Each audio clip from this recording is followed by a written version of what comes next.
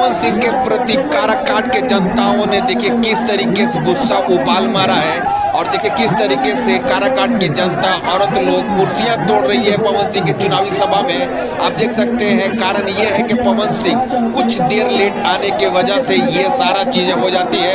और आगे देखिए क्या होता है।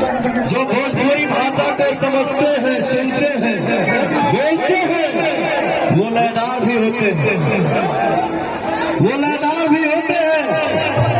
काराकाट में बोल के पवनवा आइल हनुमान बाटे, हमारे पीछे आ जाएंगे। काराकाट में बोल के आइल हनुमान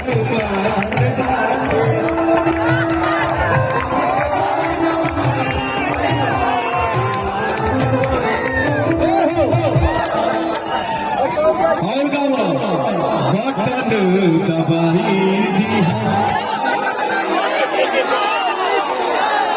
बटन कोची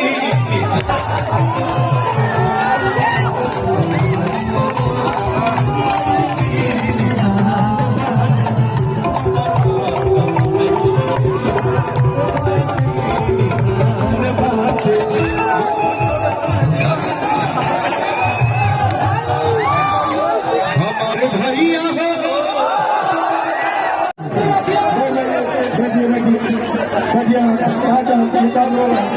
चलिए पीछे